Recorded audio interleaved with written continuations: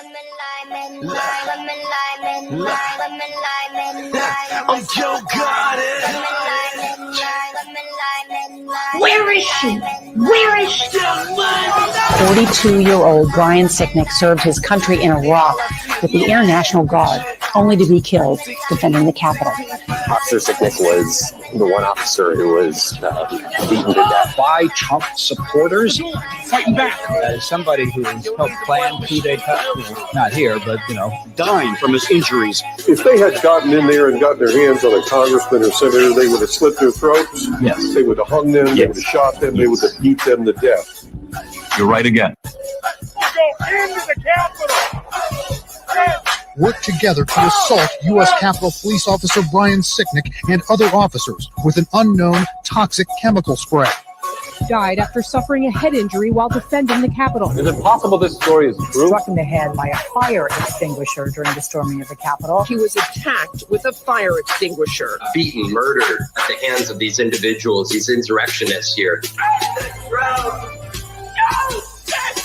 Medical examiner today ruled that Capitol Hill police officer Brian Sicknick died of natural causes. The autopsy report indicates Sicknick suffered from 2 strokes and a blood clot, or from a blood clot, the day after he confronted rioters. The medical examiner reports finding no evidence of internal or external injuries. You sit on the throne of lies.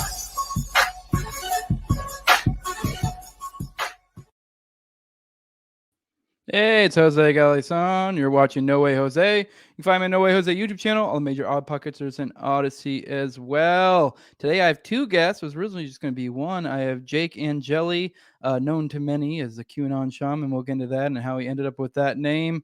I also have Jason Rink, who's one of the world's most banned filmmakers. He just made a return to Twitter today and kind of saw that, and I was like, you know what? You'd make a great last-minute addition to this. This is right up your alley.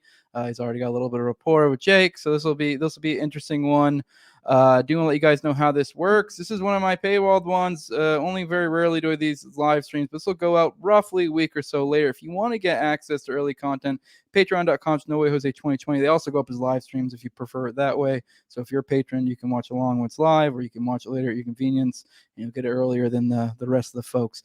Like I said, patreon.com/NoWayJose2020. Lowest level is $2. Highest level is 20. 20 is my sponsors. My sponsors are Jeremy as an Etsy store, etsy.com/shop/raising liberty. Go check out his content. Follow on Twitter at Jeremy Rhymes, and also my co-host on Tower Gang Toad at Tower Gang Toad on Twitter. Like I said, we're co-hosts together on another show. That's my offensive comedy podcast. We just had Owen Benjamin on recently. That was a great episode. We'll be doing another one tomorrow. By the time the rest of you guys see us out, it'll already be out. But yeah, we got big things coming in the Tower Gang universe too. So stay tuned if you're into that. If not, that's fine. Not everyone likes offensive comedy. I also have Zach Overecker at ZOVERACK on Twitter. And I also have Lindsay, who's covering a lot of this OKC content on TikTok. Highly recommend her content if you're into the TikTok game. I'm not quite. She's Lindsay OKC on Twitter. And also Matt, all he wants me to say is raise hell, praise Dale. And he's repping the 219. Then at Abrogate D's, one of my newer sponsors. And with that, also, I do want to remind you guys, go to TopLobsta.com. You associate check and get my Yeeky shirts there. You can also get other content, Tower Gang shirts. You can get stuff that's not even show related. He has a bunch of great stuff there. Go check it out. TopLobsta's my guy. With that, let's start getting our guests in here. Jason, what is up? Pleasure having you back. Hey, good to be here. Mm-hmm. Glad to be back on Twitter today. After 555 days, for that account anyway. Yeah, it's weird this has come full circle, because I'm pretty sure the last time I had you on, I was just completely jokingly was saying, oh, you got to get me Jake on when he gets out of jail or whatever. And here we are. That weird it worked out. That's kind of like when I saw you, I was like, oh, this is like, I kind of have to have him on. So I'm interested to see how this goes. I actually want to pass this off to you to give the introduction for the next fellow we have, because I feel like you're probably the best person for it. Let the people know who we're bringing on now. Yeah, so this is going to be Jacob Angeli Chansley. He's been titled the QAnon Shaman by others. He is the America Shaman, though. And so he is the guy with the horns, the buffalo horns, face paint, as represented on this lovely bobblehead that I had custom made. for the promotion of our film Q Sent Me, which is the film that we started making about Jake basically on January 7th. And so I got to know Jake during the Stop the Steal movement. We interviewed him a couple of times, and we had the opportunity to interview him the morning after January 6th, just 2 days before he was arrested. And so I think the thing I want to say is that it's great that Jake is out and he's giving his story and talking about who he really is, because from the beginning, I know this is something that we talked about when you had me on way back when. I kept saying, you know, the story that's out there about Jake is he's nothing like what the media has painted him to be. Once you get to know him, he's surprisingly different than you expect. And so it's going to be awesome to have him on here just riffing about all of the different knowledge and ideas and perspectives that he has. I think it's going to be a great show. All right, let's get into it. Jake, it's a pleasure to have you. It's you know what, I had a certain formula in my head that I want to start with this, but I actually think I want to start off with, who are you from your perspective? I kind of want to start digging into your personal philosophy in life, kind of where you're coming from, because I think a lot of people were speaking for you when this all started, and that seemed to be where it ultimately ended up. It didn't so much become, you know, what did he do, or, you know, anything. It became a referendum on who you were as a person without you having any sort of say whatsoever. So I think that's a good place for us to start off at. Well, thank you for having me. It's an honor to be here. Yeah, what happened to me is something known as controversializing a person. It's not so much about what it is that they are saying or what it is that they have done. It's about them as a person and who they are, whether or not they're credible, whether or not they have things in their past or where they came from. It's not actually, because like I had a bunch of content up on YouTube. I had books written. I had stuff up on Rumble. I had all sorts of stuff that if people really wanted to know who I was and what I stood for and how I was and always have been for peaceful, nonviolent, non-cooperation for over a decade, then that could have easily been found, but they were not interested. The media was not interested in who I actually was. They were interested in making a straw man that they could then use to create a shock and awe campaign as a means of smearing a whole swath of the population as extremists and as dangerous to the country and all sorts of stuff. So I am the antithesis of what the media painted me to be. Yeah, which we kind of touched on a little bit, was the QAnon shaman. So I guess that's kind of the best place to start with. That was what you got dubbed as almost immediately. For one, you can be completely honest with you. I'm not the kind of person that is like, oh, if this person's a flat earther, they believe in QAnon, this or that I immediately am like, well, I'll just dismiss them. I know a lot of people operate that way. I don't know. Maybe I've just had enough rational conversations with people who have weird obsessions like flat earth, and I just realized, you know what? I don't know. I haven't looked into this enough, so maybe they have some perspective on this that I could glean something from. I have no idea. I mean, to be honest, say flat earth's a good example. Like, it's like, I don't know. I couldn't really, most of these flat earthers, I couldn't debate them. I don't give a shit enough to know about the earth being circle. And same thing kind of with QAnon. I kind of listened to some of the things in the edge. It looked a little silly to me, but I don't know. Maybe there's something more there. I never really dug into it. So I guess I just kind of like, do you actually have anything to do with that? If you do, it's fine. Are you just someone that kind of like took little bits from it? So like, oh, that's interesting. Maybe you dabbled in those waters, but you wouldn't consider yourself a QAnon person per se. Just kind of where are you coming from with that? Because it seems to be you don't seem to like that name. And I guess if you don't agree with that at all, I can completely understand why that would be not a name you'd be a fan of, especially since its purpose is clearly to paint you as some crazy schizoid conspiracist that shouldn't be listened to, or maybe even to certain crowds there's an element of you're dangerous or something. Well, let's start with where the name came from. Mm-hmm. The name came from Alex Jones when I did an interview with Alex Jones shortly after January 6th, and then the media just ran with it, and then they started this preposterous rumor, or they started printing the disinformation that I dubbed myself the QAnon shaman. That never happened. I never said I am a shaman. I never said I am the QAnon shaman. I never said any of that. I have always said I'm a shamanic practitioner, that I practice shamanism. So that's to start. Secondly, when it comes to, it's not that I don't like per se the name, it's that the name itself has basically become a psychological trigger for people associated with my image. And that image and that psychological trigger are based in disinformation. And so when people hear, oh, QAnon shaman, and they get the image of me and my face paint and my horns and coyote fur and stuff, they automatically have a bunch of presuppositions that are entirely non-factual. So that's why I, have moved away from that, not because I don't necessarily think that Q has something to offer the public, but because it's more along the lines of it was a term that was used to marginalize me, to demonize me, and to place me into a conceptual box that I don't fit inside of. Now, when it comes to Q and the QAnon community, let's talk about that. So Q and the Q posts are largely nothing like the QAnon community. So if you look at the Q posts, which there are thousands of them, and you look at the numerical code of the Q posts, how many, like the numbers that are up in the corner. You also look at the timestamps between Donald Trump's tweets and Q's posts. And you also look at the Q clock, which is basically a clock that has a bunch of dates above each of the different numbers. So, a bunch of dates above 12, a bunch of dates above 1, 2, etc. And each of these dates is different.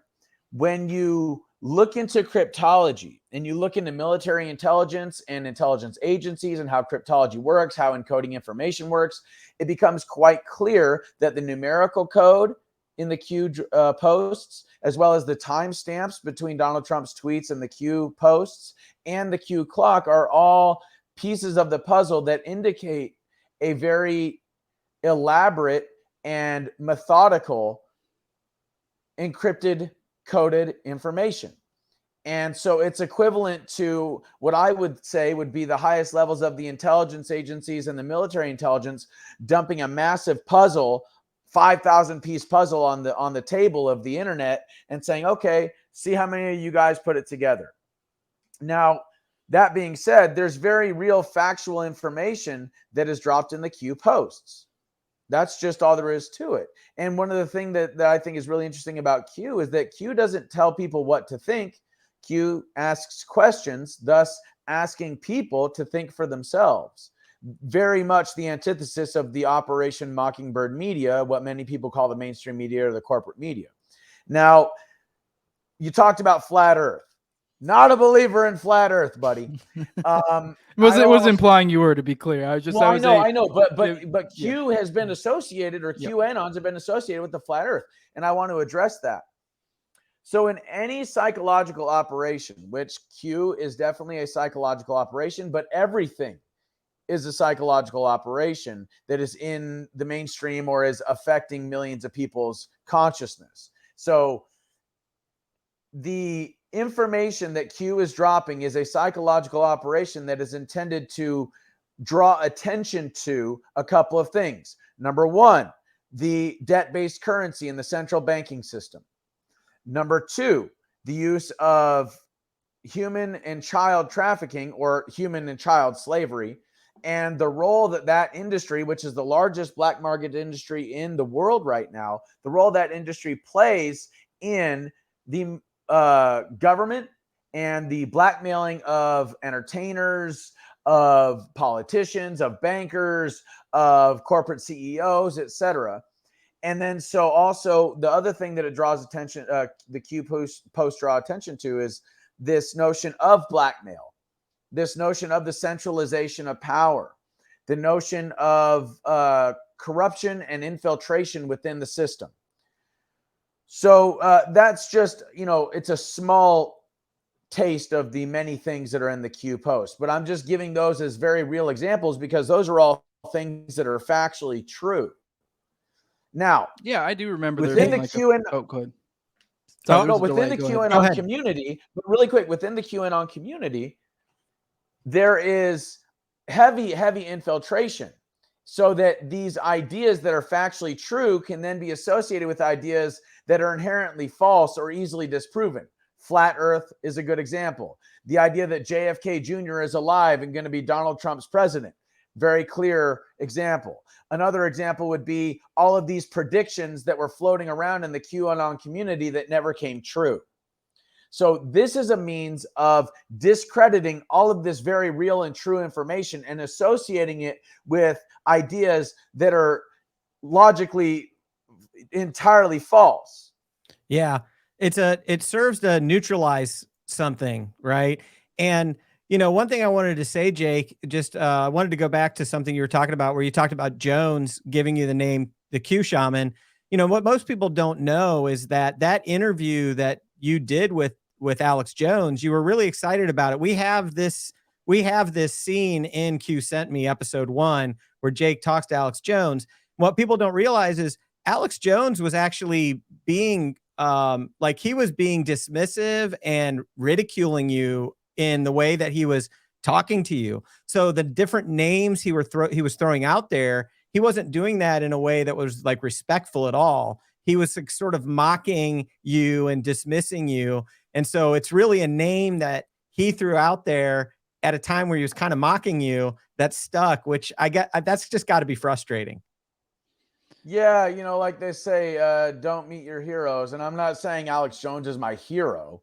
I'm not saying that by a long shot. But, yes, I was excited. I was like, oh, cool. Of all people, this guy wants to talk to me. And then it was a fucking ambush, man. I got on there and then all of a sudden, slammed with all these insults and making me out to be some sort of a kook or a nut. He interrupted me a bunch of times and et cetera, et cetera. And I would like to give him a second chance if he would simply apologize. Whether or not that's going to happen on air, I don't know. But I'm a loving and forgiving man. And I understand that Alex has a media persona. I also understand that he's an entertainer. There are some things that he says and has said for a long time that are factually true and have come to pass. But that doesn't negate the fact that he didn't treat me very well. Yeah. And also your garb, your outfit, your shamanic dress predates your interest in Q. I mean, it's something you were doing a decade ago. And most people are thinking, oh, this is just something this guy started doing during Stop the Steal or when he went to the Capitol. And it's like, no, this goes way back. It's before Trump. It's before Q. That's 100% correct. Absolutely. Yeah. What around when was the time that you got on with Jones? Was that shortly after, obviously before you got locked up, like immediately after? Because that was my perception. So I'm not saying Alex Jones was being a limited hangout, like, or in an intentional sense, but I almost feel like the incentives were in place at that given time, because the right wing. I know a lot of my crowd, the libertarians, the anarchists, were very much like, a lot of, at least the good ones, were right off the bat, were good on January 6th. But a lot of the conservatives still had this knee jerk, like almost trying to like cuck to the left, like, oh, no, that was bad. But I don't know, maybe it's not as bad as you think. So like, I almost feel like there was some of that vibe in the air at that time. So it almost was like he was looking to place blame, find somewhere for there to be blame to be placed. And I guess I can kind of understand from a, semi-schizoid perspective, as a lot of us are. If you do have a guy that's kind of sticks out like a sore thumb at some major event, you may immediately kind of start, conspiratorializing in your head, like, well, maybe this guy was some sort of limited hangout himself, or maybe he was I don't know, he was an actor. I can understand, like, for all I know, you could be as it is. I don't know. I kind of lean towards it. You aren't, but I don't know. This is. The whole world's theater to me, so I don't know. But I just kind of operate off of, the information I have at the time. I have no idea. You could be a complete fed up for all I know. But, point being is... allow me to dispel that right now. Not a fed, not CIA, not a failed actor. I've never acted a day in my life. Just because I had an acting profile I made in like 2019 doesn't mean I'm an actor. I also had a voiceover profile, and that never got mentioned. I can do over 30 different voices and accents. That never got mentioned. it just got mentioned that I was a failed actor or a deep state actor or a CIA asset. And it's the stuff floating around on the internet is so preposterous. Yeah, and it's really interesting to even mention this because what's interesting is that on January 6th, it was in the evening after what happened at the Capitol that I ran into Jake on the street in front of the JW Marriott, and a bunch of MAGA people or a handful of MAGA people were kind of accosting him, and they were sort of talking about that BLM Antifa narrative to him. They were like, because that story had gotten out there. Oh, this guy was at a BLM rally and he's probably an infiltrator. And so Jake's kind of in this conversation with these people on the street. And this is right after things happened, right? It's very confusing in DC. And I remember I went up to him and I got in between these people and I said, hey, listen, look, I can vouch for Jake because I saw him calling out infiltrators out in Arizona when I was there weeks ago. Like he was the guy trying to get rid of the infiltrators. This is not the infiltrator. And so that story had gotten out into the ether within hours of what happened at the Capitol. What's that quote, Jake? It's like, the lie goes halfway around the world before the truth gets its shoes on, right? Yeah, I like that. Yeah. What's so bad about media? It's just the spreading of darkness at the speed of light. Yeah. Yeah, I do think there's something interesting. You were touching on Q earlier, and I think there is an interesting point to be had from that because, yeah, you are right. I do vaguely remember sort of the Q phenomenon around the time. There was like a lot of people did just get summed up as being like, oh, this guy's a QAnon person, but it's like, okay, what does that mean? Like, how are you interpret it? Personally, my feeling, if I had to make some wild guess, is I do think there probably is truth to a lot of this stuff. They did, open a lot of people's eyes. I do think it was some sort of op of some sort. Now, you could say that it's like a white hat, black hat thing, which a lot of people do. Well, they'll be like, well, maybe these were the good guys within it.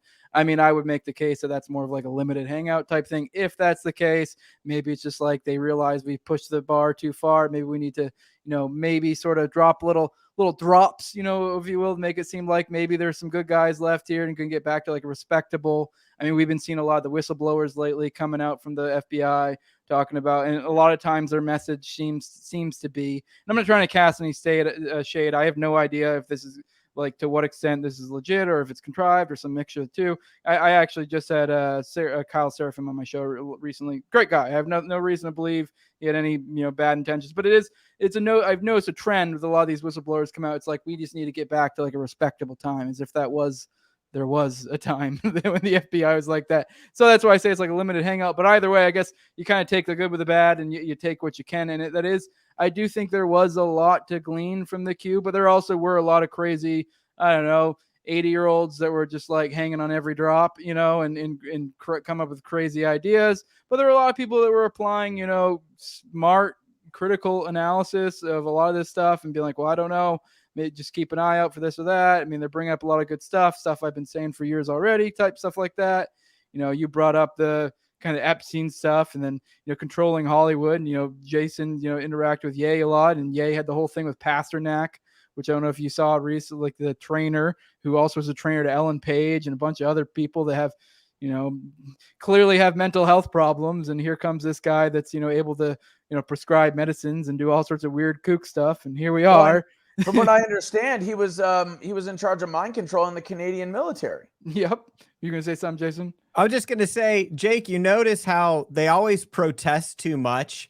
They're like, there's none of this is going on. This is crazy. There's no mind control, child stuff, manipulation. Like, it's like, no, that's all happening. And now it's to the point where I do think over the last few years, like it's a watershed moment where people have recognized they've seen enough about Hollywood. They've seen enough come out about elite blackmail. Like it's just like, we've seen enough that's been proven and that's even been covered that normal people are seeing it, that now people are starting to say, well, the other stuff that sounds pretty crazy, that's not maybe that crazy. Yeah. Well, I saw a really funny post. It had the dude from The Big Lebowski, and he's like looking with his mouth open, and he says, Well, like, shouldn't the conspiracy theorists be considered the experts? Because they haven't been wrong about anything in the last couple of years. Right. You know what I mean? And so all this stuff that people were getting banned for a couple of years ago, now it's coming, to fruition of like, well, we told you, with the vaccine, which is actually just mRNA gene therapy. It's not even a vaccine. We said, a lot of people were saying, I don't want to take that. And people were lining up just to get the jab so that they could go back to normal. We could go into it. Russia. We could go into the Clinton emails. We could go into Podesta's emails. The thing is, like you said, you protest too much. It's like, if this wasn't true, then you'd open up the books and you'd be like, look, it's right here. Okay, this is what it is. But that's not what's happening. They expect us to just trust them at their word. And the fact of the matter is, we're being asked to trust proven liars, people that have been proven liars again and again and again. And somehow these people still have their hands on the levers of power. Yeah. And I do think we have seen like a crisis of credibility occur over the last few years. It's been a domino effect of things. And in a lot of ways, I think it did start with the election of Trump and the attacks. Regular people woke up and they were like, they're coming at this dude harder than anyone else ever. And then that transitioned into COVID. And then that was where the whole censorship regime happened. And it's like that series of things occurred. And so, I do think that the establishment and the Mockingbird media, all of that, they do have a bit of a credibility crisis right now. And I don't know how they're going to recapture it. It's like, even just tonight, like Rachel Maddow, whatever channel she's on, MSNBC, whatever, they're like, we are not going to live stream Donald Trump's comments because we're so committed to truth and not broadcasting misinformation. And it's like, nobody believes you when you're saying this. Yeah, it's ridiculous. My buddy Shane Cashman, he has this. He talks about like a simulation being a simulation reality type thing, and it's like he says that, but what he really says, I've had him explain to me before, and he says it's almost like there's different realities, and the simulation is like the distortion essentially. And what we have this prime reality of what really is going on, and then you have like this reality it's laid on top of it. It's like other simulated reality. And it's almost like, for me, I see it as like, this is like perception. Perception is reality.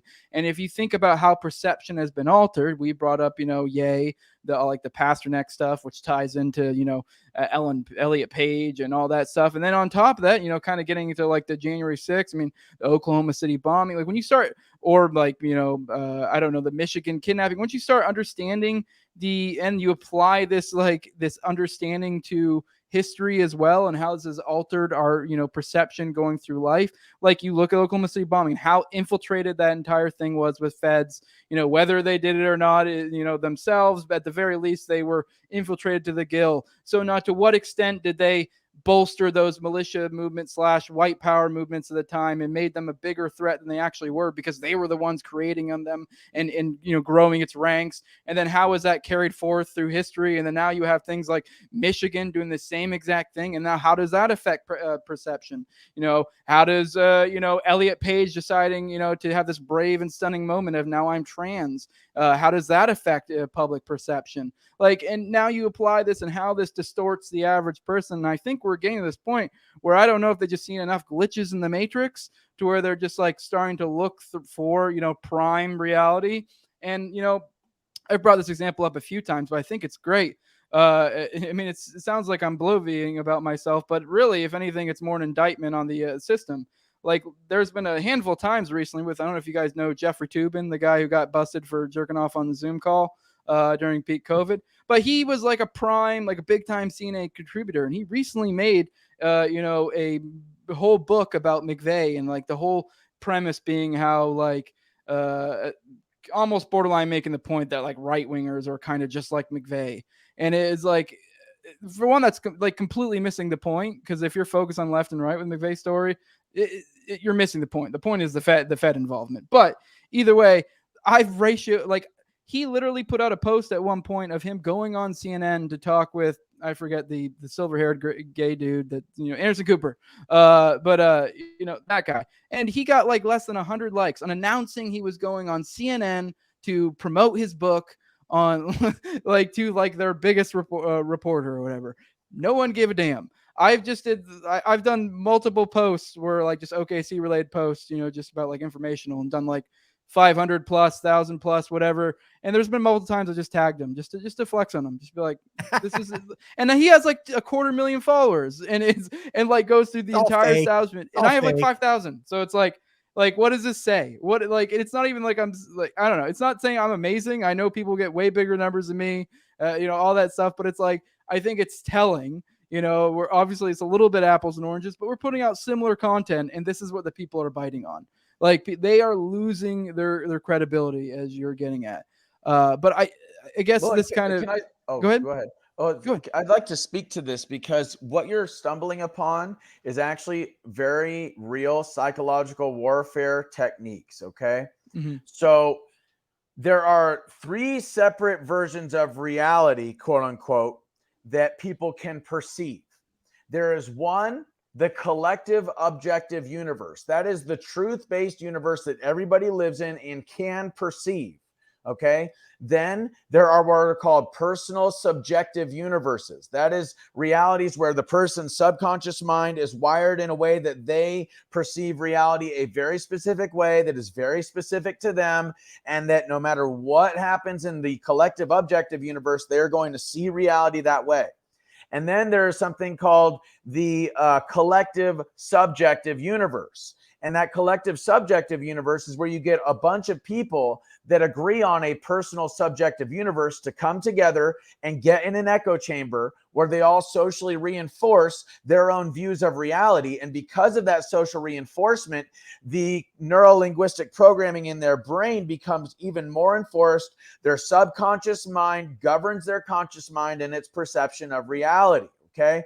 Now, through psychological warfare techniques, neuro-linguistic programming, which basically is the use of trigger images and trigger words combined to create emotional responses and program the neurons in people's brains through linguistics and through images to perceive reality a certain way, right?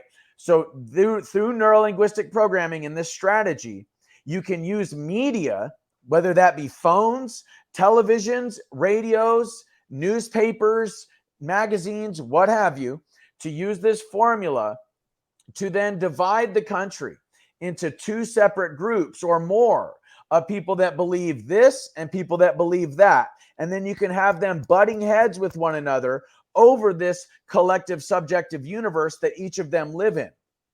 Not the actual collective objective universe, not actually the real freaking world. So in this way, what has happened is that the media, all of these things I just listed, have been used to create veils in front of people's perception of reality. And in the process, there's also been chemical veils. That would be the pollution in the water, fluoride, chlorine, lead, aluminum, stuff in the food, the pesticides, all the preservatives, all the artificial ingredients, the chemtrails, stratospheric aerosol injections, which are very real, and ELFs, extremely low frequency waves. These are the things that we use to communicate with each other that are mind altering. They cause depression, they cause anxiety, and they can also be used as piggyback devices so that they can send frequencies to certain people, certain phones, certain televisions, etc. So all of these things act as like chemical and electrical veils in front of people's perception of reality. And the only people that really know what's actually going on are the people behind the scenes controlling all of this stuff. These are the people that have the security clearances. These are the people that are in this upper portion of the caste system within this larger system of what is called full spectrum dominance, which is the control of the land, the water, the air, the underground, the military bases, space, chemical and biological agents, technology, and the mind. Having full spectrum dominance over all of those things is what the military industrial complex or the deep state or the globalists have. And these are the people that understand and know what the collective objective universe is. They have the security clearances to be given all of this information, and they're the ones perpetrating these psychological warfare techniques on the public. Yeah, no, MK Ultra never ended. I mean, yeah, maybe technically you could say it did.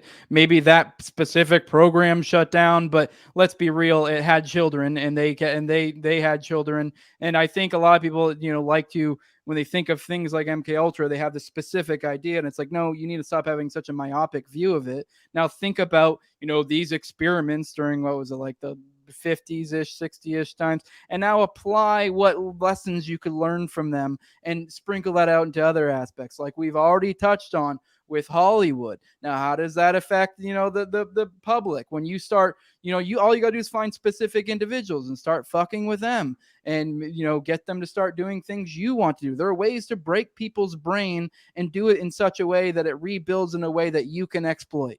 Like it's not a mind-blowing concept. Like you look at, I mean, like the Ellen Page thing, not to keep harping on there. Like there was a recent thing. Maybe I'm missing some context, but she was talking about how she was hearing voices in her head and was like hitting herself and all sorts of stuff like this. I'm like, okay, but what else is going on?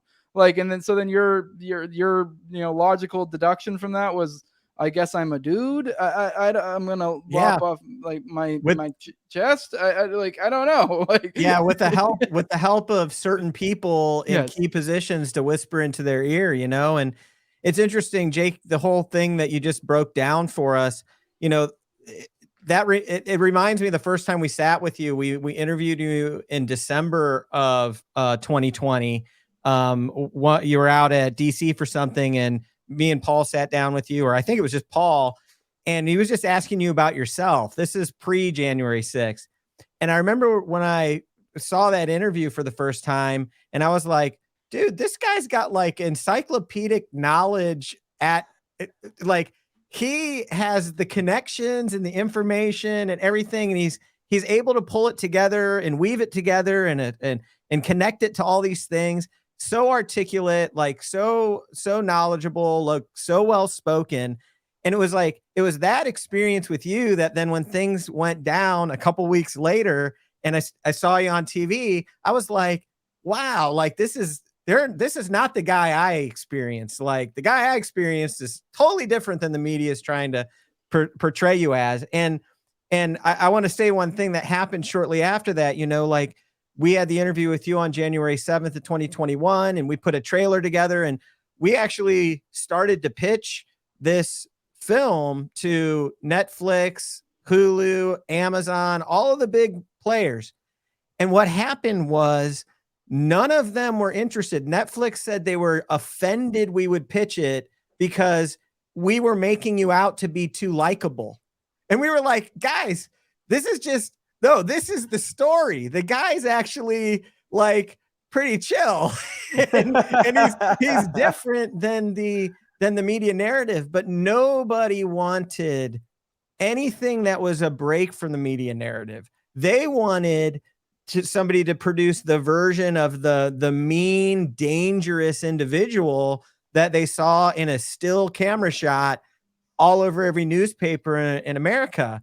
And so it's really interesting. And it's one of the things that I kept always talking about was like, look, this guy's so different than you would think. And, you've talked about how frustrating it was for you to be in jail and see things happening out in the world where the story was being told about you and you couldn't defend yourself. Yeah, that was really rough, especially while being in solitary confinement, and not having any control over what the government or what the media was saying, and getting a hold, because there was a guy in the pod that I was in, because I was in a pod with 6 other cells. But I was in a cell all by myself. And then we would get rotated out every, 22 hours. We would get rotated out and we get to go shower, watch TV, or get on the phone. And so there was a guy in that pod that was getting the newspapers, and he was a conservative, and he would, when he saw these articles, he'd slip them under my door and say, hey, check this out. And I'd read it and I'd go, oh my God, this is all bullshit. Like, Like, I cannot believe, and I'm sorry if I'm cussing. I don't know. Oh, you're fine. Cuss okay. away. Okay. I just thought, my God, this is all bullshit. It's not real. This is non-factual. They're saying I'm a failed actor or that I'm an actor. They're saying that I call myself the QAnon shaman. They're saying that I was violent. They're saying all this stuff that is not true. And what it does is it speaks to this idea of the collusion between the Operation Mockingbird media and the government. And so if we understand Operation Mockingbird, and we understand infiltration instead of invasion, and we understand this notion of full spectrum dominance and controlling the minds of the people and their perception of reality, creating collective subjective universes that butt heads, right? So that the real reality never comes to light, then we can begin to understand how it is that this media apparatus is actually state-run media. It's like the Pravda. It is state-run media. It's like the Soviet German media. Would you trust the Soviet Union media? Would you trust the Nazi-run media? No. So then why are we trusting these Mockingbird media outlets? Yeah, you're totally right.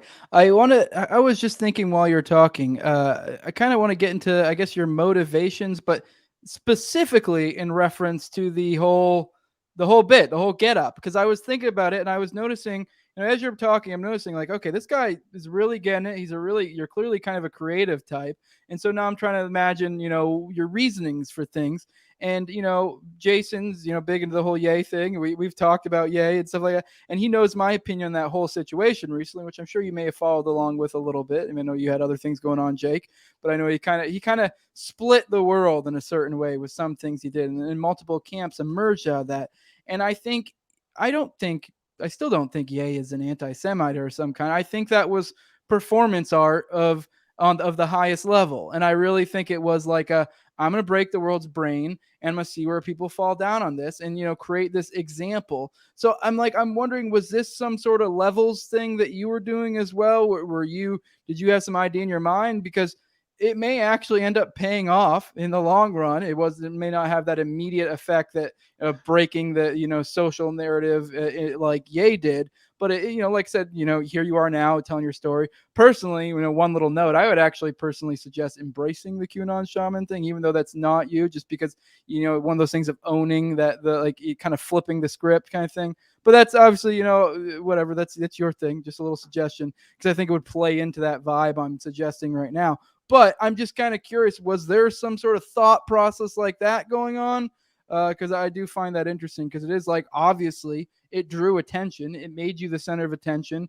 It is kind of raises questions. I don't know. Just what was your thought process around that specifically? Well, it's an ages-old technique. So first of all, let's address the regalia. Shamanic cultures have their shamans dress that way, or the shamans choose to dress that way, for a couple of reasons. Number one, it's akin to priestly robes in our civilization. Number two, it's designed to ward off evil spirits and scare off evil spirits and scare off the enemy, basically. Number three, what it also does is, I take largely from the Hioka tradition, where the Hioka does a lot of things that the culture that they're in, they do them backwards. So they'll walk backwards or ride the horse backwards or all sorts of stuff. And or they'll dress in a way that is strange. And they do this to disrupt the cultural programming, what we call neuro-linguistic programming. They do it to disrupt the cultural programming. And once that cultural programming is disrupted, the Hioka is then able to interject or inject into these people's minds the true nature of reality. Basically show them, you're living in a collective subjective universe, not the collective objective universe that I'm living in. This is reality, folks. And if I got to slap you across the face with the wet fish to do it, then I'm doing it for your benefit. So by dressing in that way, it was a way of disrupting the neuro-linguistic programming. It was a way of shocking the cognitive system, shocking the syntactical system. And then people would come up to me and they talk to me or want to take a picture with me. And then I would get a chance to lay on the true nature of what was going on. And like Jason said, I've been dressing that way for over a decade. So this is an ages-old technique that has been proven to work. And so if it works, well, don't fix it. You know what I mean? Just do it. And so the regalia is yes, it is multi-leveled, and there is strategy to it. And I understand what you're saying about the term shaman or QAnon shaman. And it's not that because like in all these interviews, people have used that term because that's what I'm so well known as. But at the same time, I don't call myself that. Yeah. You know what I mean? Yeah, no, I'm pretty ambivalent on it, but maybe it's just my tendencies. If someone branded me with some sort of name, especially one that has semi-negative things to it, and especially if I can spin it and make it a positive, and you've already done the branding for me, hell yeah, let's fucking go. That's my vibe. But I can totally understand trying to reclaim, your image as well. So in some of my merch, bro, I have merch. In some of my merch, we ran with it. Yeah. And it's great merch. It's freaking hilarious. But no, and I understand where you're coming from. And to a certain extent, you're right. And I have used it to a very large extent to do kind of like what you're saying Ye was doing. I haven't followed him too much to know exactly what he did or said. But this idea of breaking the narrative and using some form of shock value to explain the nature of how people are being deceived. And I think that I've done a pretty good job so far. Yeah, and I wanted to say one other thing, Jake. You're talking about your shamanic outfit and the things that you do in that nature. And I think one thing I want to mention is, when we first ran into you in December in DC, we'd seen you in Phoenix before, but when we ran into you in DC in December of 2020, you were chanting and drumming out in front of the Supreme Court. Like, that's what you were doing. And you were wearing a suit and a MAGA hat, and we asked you what you were doing. And you said, oh, I'm just like clearing evil spirits out of here. And so it's only natural that somebody who is going to the different power centers in Washington, D.C. to cleanse those places of evil and darkness, right? Which is what you were doing. And you're a person who believes that you actually can have an impact on it. Like, you see it that way. Other people might think that's crazy, but it's like, no, you're like, I'm impacting the quantum realm. I'm breaking up the darkness and the power, the stronghold.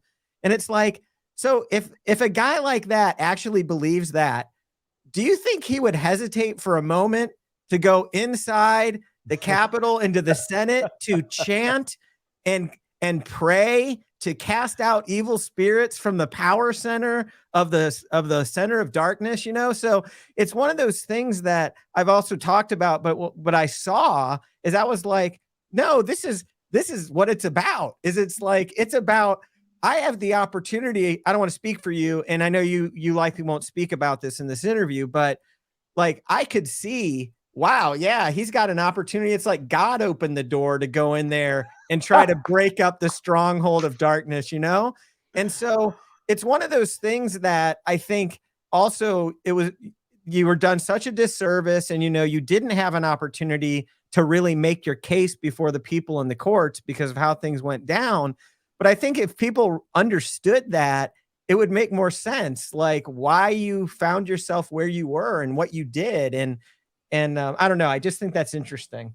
Yeah. I think it's very interesting too. God, I had a thought. Thank you, Jason. Yeah, but I was thinking throughout this whole thing, and a lot of stuff we've touched on, is I think in the stuff that you've kind of done, stuff that Jason does, and stuff that I do, as a nature of kind of what we sort of are doing, the realm we're in, we're kind of in the realm of propaganda. Propaganda has this negative connotation to it because it usually means, a falsehood attached to it. Doesn't necessarily mean that. I actually think every dissident should read things like 2 books: for How to Win Friends and Influence People, for one, because you learn how to interact with people, which is just like, you'd think it would be no-brainer stuff, but some people just need that to be spelled out for them. And then 2, which is touching more what I'm getting at, is like Edward Bernays' Propaganda. Because I think if you learn the tricks that the cabal uses against us, and you apply it for truth, it actually holds more power. I think, and a lot of stuff we're touching on here is the things, for example, with the yay thing and kind of like, breaking the narrative. In a lot of ways, that kind of resembles these trauma cycles they put humanity through, where you have these major events like that they try to gin up trauma for to create some sort of split. But now you need to find a way to utilize that creative destruction to your own benefit. And obviously not doing it in a way that legitimately hurts people. Like all that Ye really did was say, I don't know, I love the Nazis, I love the Jews, I think Hitler had some good ideas here and there, or whatever, And it's like, it was things that you could interpret it one way or the other, and depending on your interpretation, you can be upset. It really was masterful performance art. I'm looking at Jake, and he's just figuring this out. Jake, you probably should go watch that interview on Alex Jones he did. Yeah. Oh my God. Like, Jesus Christ. Like, oh my God. He said what? Yeah. But think about how that resembles that, how the parallels between that. He essentially did something, he touched on this nerve that the powers that be have essentially, created through their trauma cycles, so that it's just like this little pressure point that if you touch on, if you say these words in this formula, the world will blow up. What do you do with that? He attempted to break or shatter what I call a sacred narrative, right? Yep. Like, it isn't about whether or not what he said was accurate. You agree with it. No. People were getting caught up in that. He came full force and attacked sacred narratives that you're never supposed to talk about. And he did it on Alex Jones's show. And it had the impact of shifting people's consciousness around whether or not you can actually engage in conversations on these untouchable ideas is what it is. So it's sort of like he did something that was similar to like breaking people's programming. Whether or not you agree with it, it doesn't matter. The programming got broken in a way that now certain issues are being talked about differently than they were. And so it's similar to what I think when we talk about this with you. It's like when you were out there talking about child sex trafficking and the satanic rituals and all of that, like somewhere along the way, that narrative has actually gotten shattered. So like normal people can talk about this because of what's come to light, right? And so in a way, this whole discussion of propaganda, propaganda is a neutral term. It's actually about how do you effectively confront, break, and shape narrative. And those of us who are trying to do it in service of truth and human flourishing and peace, like some people need to get way better at it. But I think a lot of what you've thought about and talked about, you've probably read that book by Bernays, but you've looked into those techniques for a long time, haven't you, Jake? Yeah, I wrote about it extensively in my book, One Mind at a Time, A Deep State of Illusion by Jacob Angeli.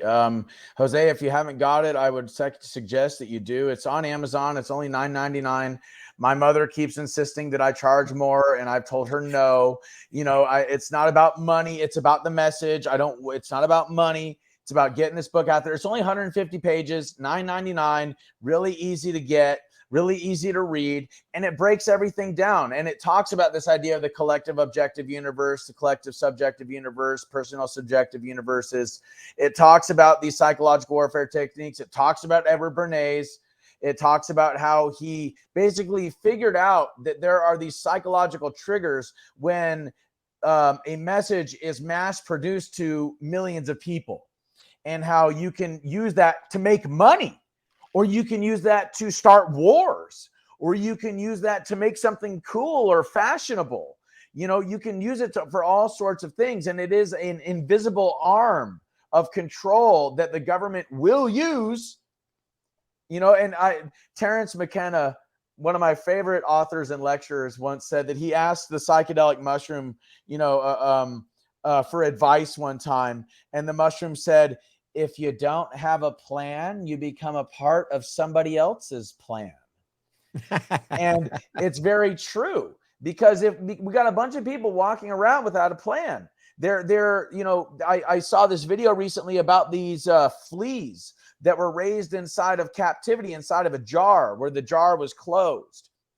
And the fleas at first, when they were first placed in there, they would try to jump out of the jar and they would hit the ceiling. They'd hit the plastic or whatever that was keeping them in there. And then they started to breed inside the jar. And then eventually, after enough generations and of the fleas, they opened the jar and they would never try to jump outside the jar. They'd just jump up to the top, where the plastic was. And the video was trying to draw the parallels to public education or government education and colleges and the Mockingbird media, and how it is that we have basically been indoctrinated not to jump outside the jar. Now, another analogy given this jar thing, and I think you were at my event, Jason, so you heard this, is there was an experiment done where they put a bunch of red ants and a bunch of black ants inside of a jar. And they left them there. They were not fighting with each other. They were working with their own little group of ants, no problem. Red ants working with the red ants, black ants working with black ants. But then as soon as somebody came up and shook the jar, the ants started tearing each other apart because they associated the chaos inside the jar with the other ants, right? And so we have been kept like fleas in a jar or ants in a jar, and we haven't developed to try to escape the jar. And people every now and then that control our socioeconomic and geopolitical system through these psychological warfare techniques, through full spectrum dominance, they come up and they shake the jar, and then they get everybody in the country fighting each other. And in the meantime, they move in, they take control of the arms of government and propaganda, and then they assume control and normalize that control. Yeah, no, I mean, that in a sense, once again, to make the point that I was kind of with the Yates thing, is he did create this weird shakeup. It's a similar tool. You get I mean, obviously it doesn't have the same exact effect. I guess, and to make that parallel, it's almost like it allowed you to see who was tearing each other apart and who was being rational. Like, I'll go over with these ants over here that aren't ripping each other to shreds, and maybe these guys can guide us to a better future because they actually see what's going on. I think that was, one of the great messages that, I guess I say great, make it sound like he gave some, great sermon, but no, he just said that insane doesn't sound things. like a great message to me. No, but I'm not saying though. Yeah. I understand what you're saying. Yes. What you're saying is that he shattered the narrative, and like what Jason was saying is he touched a nerve that, oh, you can't talk about this, you can't say this, and it's like, well, dude, hate speech. The idea of hate speech is a limiting of free speech. That's just all there is to it. They're trying to come after our ability to speak freely. And I do not agree with the idea that Hitler was right. I do not agree with the idea that there's a Jewish conspiracy. If anything, I would say that there may be a Khazarian mafia conspiracy. Khazarian shit. Yeah, but even then, like, I would say that the Khazarian mafia likely has a monopoly on the black market and therefore has ties to the monopolized market of 150 companies. But that's not a Jewish conspiracy. Because the thing is, they aren't practicing Judaism. They're using Judaism as a shield so they can do all this nefarious activity. And that's called co-opting. That's been being done for thousands of years. Mm-hmm. Yeah, no, you hit the head on the nail on the head. When we had Owen on our comedy show the other day, obviously, like, we made a lot of fucked up jokes, but that was one of the things he brought up. There's just like a great way to put it, because it is a hard phenomenon to describe that, but it is like, this is a liability shield. And to touch on these trauma cycles, this trauma happened, and depending on whether it was real, whether it's fake, whatever, or whether it was ginned up, it's still this thing that there has been a ton of genocides, and there's this one we always harp on and always get people freaked out about and act like it's the end all be all. And we've created this traumatized group, and there's a certain group of individuals who take, capitalize off that, like you're describing. And then they get to kind of create this like in-group preference to where, they're all going to, kill us all again if we don't do this. Like, look at the hate that's emerging. And it's like, well, I don't know. Let's be realistic here. I'll contemporize this because it's like Jan 6 has become a trauma cycle, right? Yep. So the left and the Democrats have used that because what was it? Pearl Harbor, Civil War, 9/11 combined. Oh, yeah. Yeah. And so they've attempted to create it's a manufactured trauma in a lot of ways, because most people didn't experience that day. And most of the people who did, speaking for myself, didn't experience as a big trauma, right? but they used it and they've traumatized an entire nation and then used it to then demonize an entire other group. So it's like that blueprint is something that those that control our minds, society, media, everything, they continue to use it. They've used it for thousands of years. They're going to continue to use it. And it's like, once you notice it and once you see it, then you can break free from it.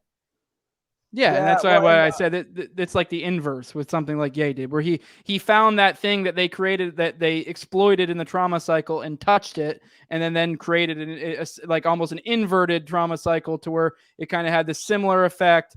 But it was, I mean, I don't know if I would say it was more of like a neutral thing. Once again, I'm not saying Hitler was right. I don't even think that's what Ye was saying. I think people were taking things he was saying and then, attaching their own meanings to it, which if you heard the things he said, a lot of stuff he said, it's like, okay, well, you can interpret that multiple different ways. People were just like, oh my God. That's part of my issue with him. Yeah. Is that because I watched him on Tucker Carlson and I listened to some of the things he was saying and I was like, the hell are you talking about, sir? I mean, I think I understand what you're saying, but you're really not going about the right way of saying it. Kind of like with Alex Jones. It's the same thing with Alex Jones. There's a lot of things he's been right about, but if it wasn't for the fact that he's yelling all the time and he's pounding on the table and he's screaming, it's like, whoa, dude, I understand what you're saying, but you need to just take it down a notch there, sir. And one thing that I think Jason brought a point to is this idea of, okay, they used neuro-linguistic programming to say January 6th, 9/11, Pearl Harbor.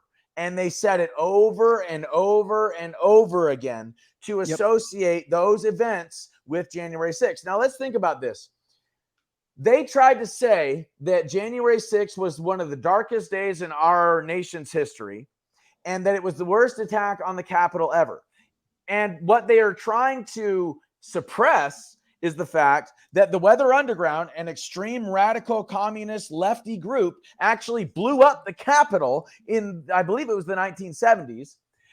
There was also a mass shooting on behalf, I believe it was Puerto Ricans, where congressmen were actually killed at the Capitol. I believe that was either in the 50s or the 60s. So, no. Like, have you factually incorrect? Yeah, exactly. Like, where's the fact checkers on this here? So the thing is and this is something I actually brought up to on a Spaces the other day with a bunch of liberals because they were trying to bring this up, and I said, well, no, and I brought these two examples up, and I said, are you guys even reading history? Or do you guys even know what you're talking about?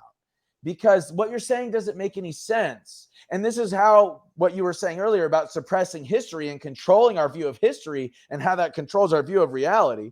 It's Orwellian. It's 1984. They're treating it like it's an instruction manual, not a warning label. Yeah, no, you're totally right. It is funny. We were kind of talking about the trauma cycles, and it's almost like the more it gets closer to modern day, the less like actual truth there is to whatever the traumas are that they're perpetrating, because like we started with one of the worst examples, obviously the Holocaust, and kind of how there was a trauma cycle that was generated from that. And it was kind of this thing that's constantly brought up. Obviously it's a bad thing and that should never happen again.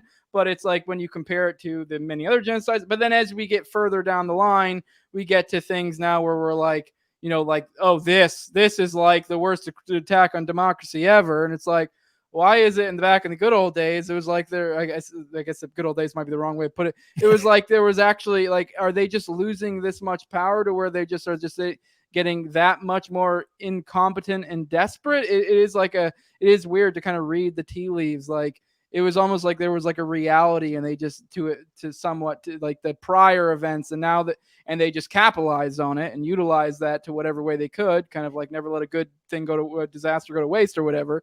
And now it's getting to the point where like, shit, we're not even really meeting the standard of having a legitimate disaster. Yeah. And about that, they totally marginalize and suppress the truth about the mass genocide in China with the introduction of communism, the mass genocide of Russians in the Soviet Union, the mass genocide, yes, of Jews, but also homosexuals and gypsies in Europe during the Nazi occupation. And in particular, how every single one of these mass genocides were perpetrated by socialists and communists. And I mean, if you really want to get into history, what's his name? Genghis Khan, dude, 60 million people in a single lifetime. The Mongolian hordes moved across like a third of the planet and just wiped people out. You know, they would go from village to village or city to city and literally, like, within a couple of days, wipe out every man, woman, and child, or enslave the women and the children and kill every man. You know, so to me, it's like, well, hold on, like what you're saying. Yes, they are running out of traumas. And here's the thing about traumas, okay? It is about traumatizing the collective mind of the species. It is about keeping us in a collective consciousness state of fear, pain, and anxiety. And so this comes into the psychological warfare techniques we were talking about earlier. So there was a lieutenant colonel in the United States Army named Lieutenant Colonel Michael Aquino, Aquino, and I could get into this guy. This guy is something else, okay? He was a member of the Church of Satan when Anton LaVey founded it. The Army knew that he was a Satanist. He was also a founder or the founder of something called the Temple of Set. Set is the ancient Egyptian version of Satan. And this guy was put in charge of psychological warfare and mind control for the United States Army. And it was his belief that if you wanted to control an enemy nation, what you would do is he advocated for going into these enemy nations, infiltrating like their media and stuff like that, and then perpetrating a false flag attack, a massive false flag attack, men, women, and children dead, scary stuff, right? And then use the media to then demonize the opposition of these people that invade of the United States, basically. And then from there, once they weaponized all of the people in that country against the United States opposition, then what they would do is they would go in, they'd get all the resources, they'd control the government, they'd install a puppet government, etc. And every time that people began to realize or come to an awakening moment where they saw the true evil behind what was going on, they would do another smaller false flag attack to reinforce the trauma. And in the media, they would keep this fear-based propaganda going so that the people were always on edge. Everybody was waiting for the next thing, the next bad thing to happen. And in this way, the minds of the people could be controlled. And this goes into, and this is why I brought up his whole Satanism thing, this goes into satanic ritual abuse and mind control. It goes into MK Ultra. It goes into breaking somebody's mind, hacking it, developing that hack to where you can then weaponize their own mind for your personal gain and then use them as an asset in the field. Only they're talking about doing that with millions of people. Yeah, and I was just going to say, you know, most people don't realize it. I mean, people who are awake do, but it's like COVID was a 2-year psychological warfare, trauma-based experiment to attempt to traumatize an entire culture or the globe, really, depending on where you were. And I don't think a lot of people appreciate what the impact of that was. Like, it involved cutting people off from other human connections, from their support groups, fear-based indoctrination, all of these things. And so, I know some of us sit here now and we're like, oh, COVID seems like a long time ago, the lockdowns, but it's like, no, we're in the wake of that trauma. And then the other thing I want to say is it sounds like we're due for another false flag attack right now. Yeah. This is why I've been railing about like there's a lot of wake up happening. I think people, dude, this whole Trump thing, I think is red pilling people. What's going on with him? And it's like, sometimes I'm like, they got to know that's what they're doing. So then I'm also on guard because I'm like, they're indicting Trump because they know it's going to red pill people, because then they're going to put down the revolution that's manufactured or the false flag that they're going to use. They're going to pin on, so I'm always trying to outthink it, but it does seem like something is going to happen to induce another series of trauma, because I think we're sort of outside of that cycle right now. Yeah, I've been yeah. I've been I'm following sorry. the OKC stuff like crazy for that reason, because that's just a feeling I have in the air. I've seen a lot of people be more receptive to it. And when you start understanding, the bigger picture of this stuff, then you start being like, when's the next one coming? And it was funny. Me and my wife were just talking about COVID recently and kind of all that. And then just now I'm kind of picking up parallels because I don't know if you guys recall at the beginning of COVID, there was that like right before it was like coming over the United States or whatever. There was those crazy videos coming out of China that was like, looked like hordes of people just dead and stuff. And as us over in the States, it's like we had no real information. We were very much in the dark. So it's like, even me being like more of a dissident type, I'm like, I don't know. Like, so it's like, and it is this trauma thing where they put these ideas subtly in your head. It's the same thing in this intro I played at the beginning, that Officer Sicknick, and there was other ones, they tried to gin up this idea of somehow officers died in January 6th. And then it just became later this like technicality where like, I guess they can kind of play, oh, well, we just kind of got some bad information, come to find out like, oh, we had a heart attack the next day or some shit, but somehow we're going to attribute this to that. Oh, and there were also magically these other guys that committed suicide, but I guess they were just that fucked up about everything. So I guess we can kind of sort of put this in this bag of people who died as a result of January 6th. So it's like they play these games where they do put these little subtle traumas in your head, and then later they try to subtly pull them back, and only some of us really catch it, and the rest get subdued into that like collective consciousness type nonsense. Yeah. Well, but think about this, and this is how Hollywood plays a role, okay? How many movies have you seen about a viral outbreak? Yeah. How many movies have you seen? Okay? They program people's mind through entertainment, because here's the thing. The only way you can hypnotize somebody is if they are willing to be hypnotized. Now, when you go watch a movie in theaters, or you plug in a DVD, or you start a streaming something on your streaming network, are you doing that unwillingly? No, you're doing that willingly. So when you're watching this thing, your brain literally goes into a state akin to hypnosis, a wave state that is akin to hypnosis. So you're just absorbing everything into the subconscious. So think about it. How many movies over the last, we'll just say 10 to 20 years, have there been about a viral outbreak that wipes out a bunch of people on the planet and forces everybody to reset their lives, and it's the apocalypse, it's the Armageddon and all that? I can probably name off the top of my head a good at least 10.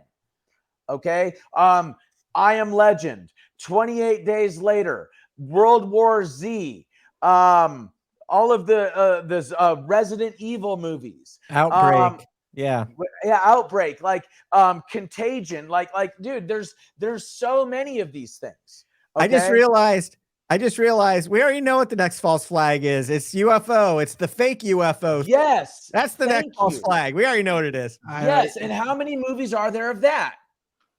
Yeah. Okay, so if you guys saw that thing where they were trying to say, oh, a UFO went down in Las Vegas and there was an alien in somebody's backyard and all this other shit, what are they trying to distract us from?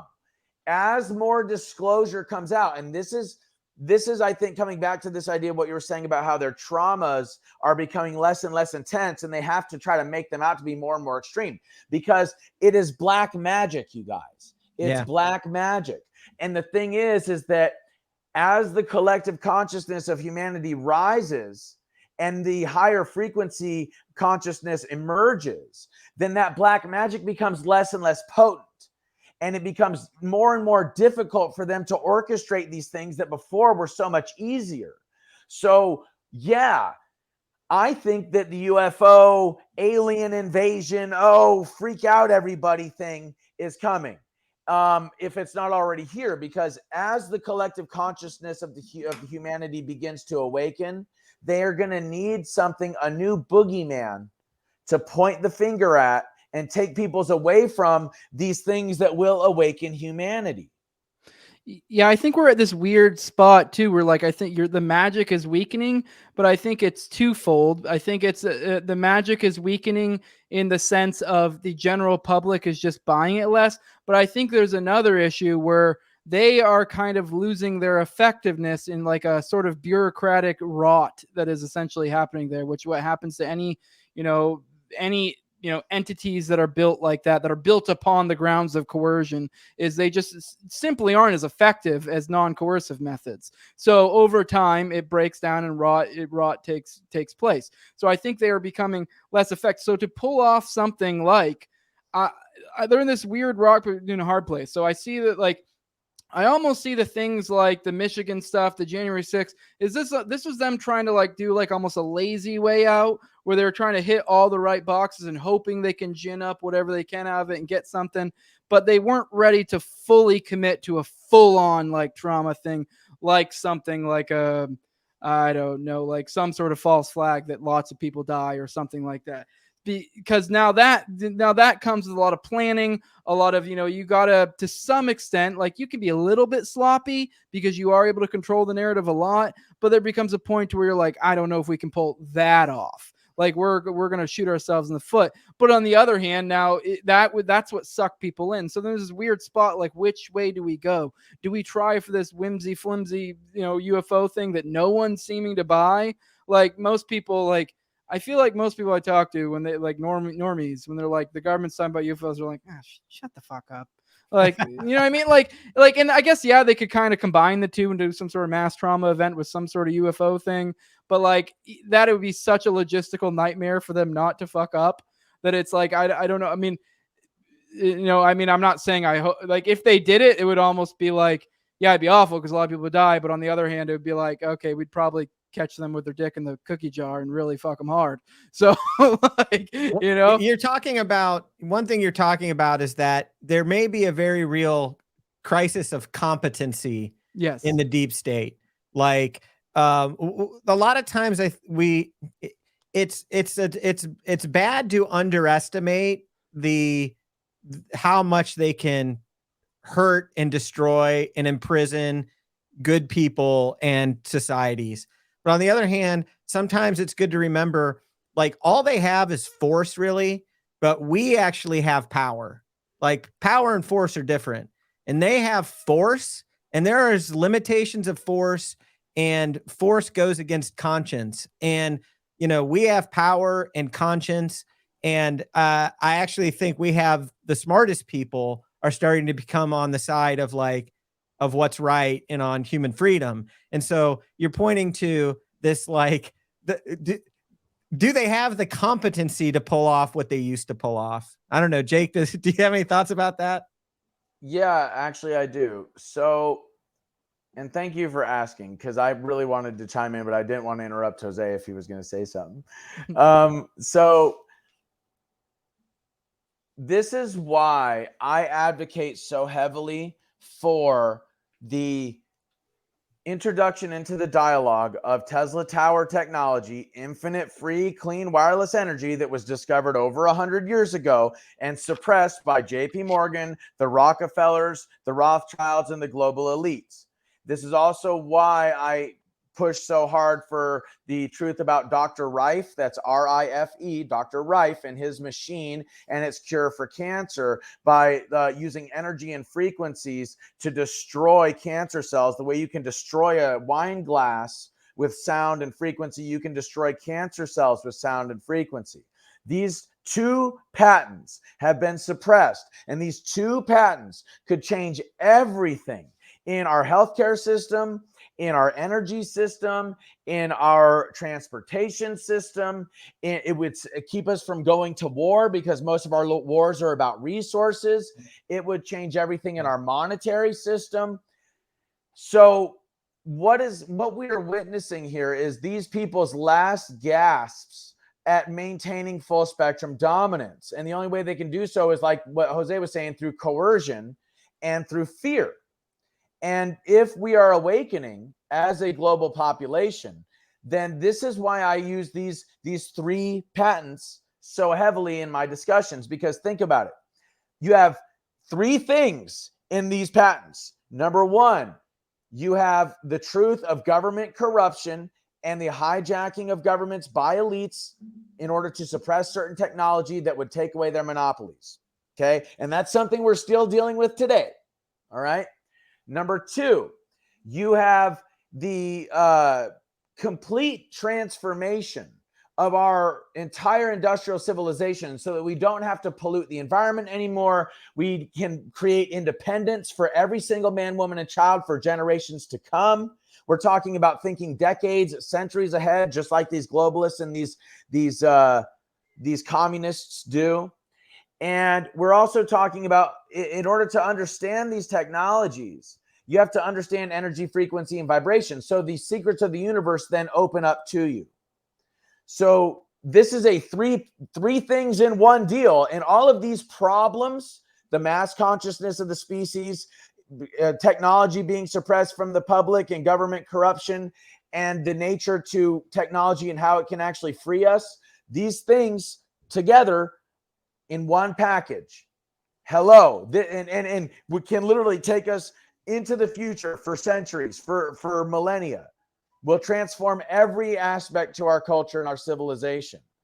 So the crux of the issue, I think, is that we're depending on all these old farts that created these freaking problems to fix them. Yeah, right. Yeah, right. They're not going to fix jack shit.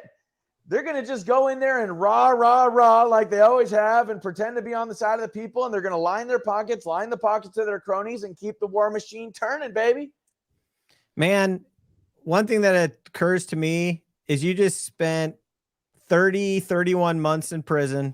29 months in prison, 10 and a half of that in solitary, whatever that breakdown was.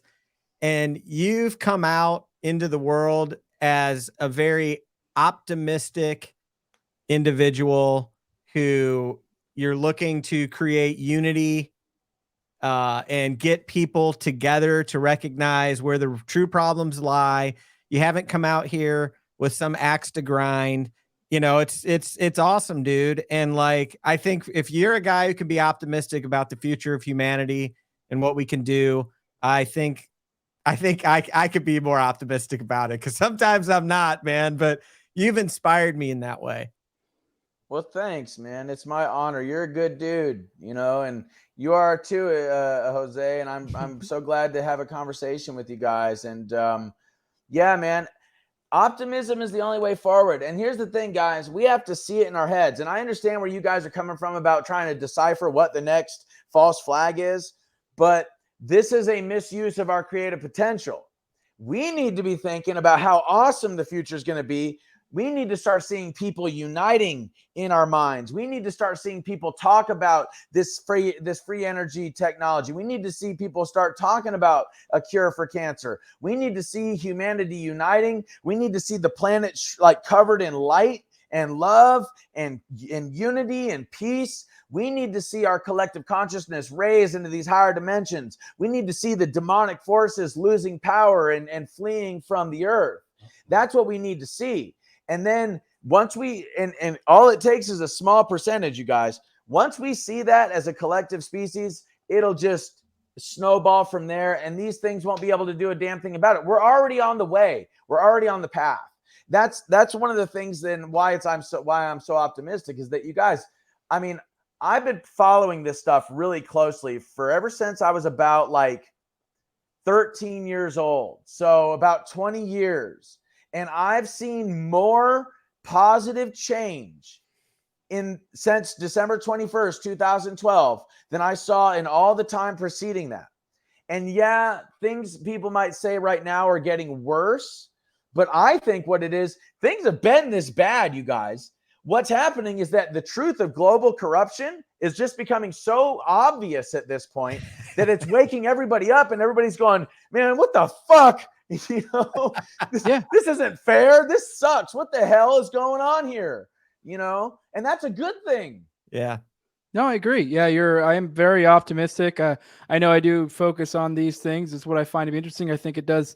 I think people understanding how these things work does to some extent break the spell. But I think a lot of the lessons you learn along the way, looking into these things, makes you realize kind of, and seeing the state of, you know, what people are interested in, what people are doing now, the state of the current, you know, mainstream media, when you have, hell, I'm ratioing Tubin. You have people like Dave Smith with his show who does better numbers than primetime CNN. And he's not even like in the scope of podcasters. He's not that big. Like, you know what I mean? So, we saw Tucker Carlson's numbers, which I guess you can get in the weeds of like, whatever, what counts as a view. But either way, even if you nerf that as much as you can, he still blew the fuck out of the mainstream media just with his recent few episodes. So I think it says a lot, and what people, what the state of things is to come. I think there will be some grasping at straws to maintain control, and they will to some extent maintain control in certain areas, and they may even exert. I'm of the opinion that it's almost like this law of thermodynamics type thing. I picked this up from a buddy, Popular Liberty. I kind of applied it, where it's like, I do think in the future there will be more people that kind of awaken to the consciousness, but they also will kind of suck in more of their zombies as well. So I think there will be areas where there will be more coercion, more negative power being exerted. But I think on the flip side, there will be a greater opening for people like us to be able to thrive and gather our own tribes. But I think I want to end. I have one Patreon question from one of my patrons. I guess that's redundant. But he said, did Jake notice any signs or have any ideas that there may have been Fed involvement before or during J6, or was this only after it all went down? And then we'll cancel out after that. It's been a long episode, but it's felt short. It's been an interesting conversation. Yeah, it has. I've really enjoyed it. So regarding the idea of Fed involvement, before or during, no idea. One thing I can say, though, is this. If we look at history and the involvement of federal agencies or forces in the perpetrating of what are called covert operations. So there's clandestine operations, which means that the government is associated with it. They're top secret, but the government, if it goes wrong, the government or goes awry, the government will say, yeah, that was us. Then there's covert operations. That is like where the government just funds, trains, or arms certain insurgents, but they have plausible deniability. They can say, it wasn't me. It was them. It just so happened that they were doing what we wanted them to do, but it wasn't us. You know what I mean? That's called a covert operation. And a good example of a covert operation would be a lot of the things that happened during the Cold War against the Soviet Union, and how the CIA funded, trained, and armed Al-Qaeda. That is a covert operation because we couldn't be seen going to all-out war with the Soviet Union in Afghanistan. But we could arm insurgents. We could fund them. We could train them and do so covertly so that they were doing our bidding on the battlefield. There was no casualties on the American military side. So we could just say, oh, they're pissed. What can I say? They don't want communism, And that was a good example. Now, there are lots of examples of the feds doing something like infiltrating into these groups and then using them and radicalizing them and then pushing them to do something that creates more centralization of power. Okay. And it just came out that the two of the hijackers from 9/11 were the CIA was trying to recruit them, or they were recruited. Yeah, it just came out that, there's American troops on soil, feet on the ground in Ukraine, which the government told us that wasn't happening. You just got done talking about the Fed's association with a lot of the stuff going on in Oklahoma City before the bombing and all that stuff. We could get into 9/11 and the massive scenario plan that was going on that day where planes were supposed to hit the Twin Towers and the Pentagon. And then all of a sudden, it just so happened that it happened on the day we're having a scenario plan of that exact thing. And COVID as well. Event 201 in October of 2019, the exact scenario that came out not even a couple of months later, all of a sudden, lo and behold, who would have thought, And when we get into how these scenario plans have been orchestrated and planned out, when we get into how it's been done in other countries all the time, it seems to me that, government involvement in some of these activities is the exception, is the rule, not the exception. And considering the fact that there's a lot of media outlets that are saying, and this is even Mockingbird media outlets that are saying that they cannot release all of the footage from January 6th because it would expose the literally hundreds of federal agents that were in the crowd. It's like, well, what more fucking proof do you need? You know, like you got all this trend. So here's the thing. I don't trust people. I don't trust institutions. I don't trust media. Okay. What I trust are patterns. And if I see a pattern reoccurring again and again and again and again over decades, and then all of a sudden something very similar to that pattern pops up in modern times, I'm going to go, am I going to say to myself, well, it just must be a coincidence? There's an old saying. I think it's from the James Bond books. Once is happenstance, twice is coincidence, 3 times is enemy action. Okay. And we've got a whole lot more than 3 fucking times here. Okay. So there's something going on. I mean, Kennedy's assassination. I mean, he talked, and I'll end this on real quick on a quote from Kennedy. It's about 1.5 minutes. Kennedy said what I'm about to say to you, this quote, like a week before he died. We are opposed around the world by a monolithic and ruthless conspiracy that relies primarily on covert means for expanding its sphere of influence, on infiltration instead of invasions, on subversions instead of elections, on intimidation instead of free choice, on guerrillas by night instead of armies by day.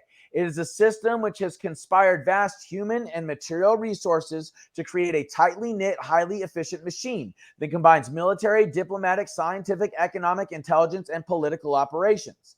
Its preparations are concealed, not headlines. Its dissenters are silenced, not praised. No rumor is printed, no expenditure is questioned, and no secret is revealed. And then a week later or so, he dies. So we have been dealing with this in the United States for a very, very long time. We've been dealing with the spiritual forces that are doing all this trauma cycle stuff for literally centuries, millennia. It goes all the way back, thousands of years here. And what we're experiencing now, and I'll end on a positive note, is actually the lifting of the veil. It is the revealing of all of this stuff that has been going on for thousands of years so that we may awaken, so that we may ascend. We're in the age of Aquarius. We just completed a great age of 25,000 years, and the Kali Yuga, which is like the dark night of the collective soul, which is like over 100,000 years. We just completed that, and we're coming into the golden age. We're coming into an age where it's going to be filled with peace, with love, with harmony, with truth, with wisdom, with freedom, with prosperity and abundance. That's what we're coming into, man. And that's what we got to look forward to. So that's why I say, see a bright future up here, man, because it's coming, baby. Hell yeah, dude. It's a great way to end it. I feel like I got to get you on again. Maybe I'll bring you on for a 4 Pony Boys episode. I think I'd like to try to get maybe Shane Cashman on there. I'd like to link you two up. But we didn't even touch on your actual story of January 6th. But we riffed on a lot. It had a lot of fun. Like I said, that's part of why I need to bring you on. But I also we could definitely, pick your brain on whatever the happenings of the day on and have a lot of fun. Well, I can't really talk about it right now because I have a motion in the courts. And my lawyer has advised me not to say anything about it right now. So it probably worked out for the best. The motion's still in the courts. We don't know what the judge is going to do or when. So, as that story unfolds, I'll keep you posted. I will say, but if you go to freejake.com, that is where episode 1 of Q Sent Me is at. And we've got a good portion of Jake's story from January 6th there, along with his journey home and his unfortunate arrest. So I would encourage you to go there. It's for free. You can watch it for free right now. The movie's Q Sent Me, episode 1, freejake.com will redirect to that. And anyway, it's good to be with you guys. Loopholes, baby. It wasn't from his mouth. But do you have any other plugs, Jason? Since you kind of already I'm just back on Twitter. Just came back today at the Jason Rink. So after 555 days of being gone, in fact, Jake, it was sharing a video of the interview we did with you me, you, and Paul, we did over the phone with you from jail. I posted that and it got me banned from Twitter that day. So that was 555 days ago. So anyway, I'm back. Thank you for that. I'm so sorry you had to go through all that, Jason. You and Paul both. And congratulations on getting it back. Yeah. Yeah. Elon, man. Came back. So I'm happy, and so I'm back, and now I didn't learn my lesson, Jake. Here I am talking to you, promoting the film. Yeah, they're it's not going weird. to shut me up, man. I've had you on, I think, twice before. Now that I think about it, I think we came on once to talk about January 6th stuff, and another time to talk about election shenanigans, both hot button issues. Somehow those episodes never got removed. I think I did end up taking them down myself. Yeah. So if anyone does want to look for those, go look on like the audio podcatchers or Odyssey, because there was a period where I had like 2 strikes and I was like, I'll take the ones that are pretty obvious off. And I think I was like one of like 3. 2 of them were yours. I know. So the other one was my we did a whole episode on Joe Rogan and the N-word thing. So I was like, that one probably should come off. For context, we kind of had to say the N-word a bunch, or else be in this weird position where we're saying N-word a bunch like a bunch of children. But either way, I appreciate having you on again. It's always anytime, brother. you. And good talking to you, Jake, man. Always. Thank you. Jake, Jose, you want to can drop plugs? I plug my Twitter real quick? Yeah, go for it. I was about to tell you plugs. So at America Shaman, that's America Shaman, at America Shaman on Twitter. And you can also take some free courses that I've put up on my website, ForbiddenTruthAcademy.com. That's ForbiddenTruthAcademy.com. We have free courses you can take. We have the podcast, Forbidden Truth Podcast, that you can go there and find that link as well. If you want to get some more info, all of that stuff is free. We also have the merch there on that store, on that website. We got lots of good stuff. So, check it out, man. I'd love to, have more subscribers and hear from you guys and what you guys think.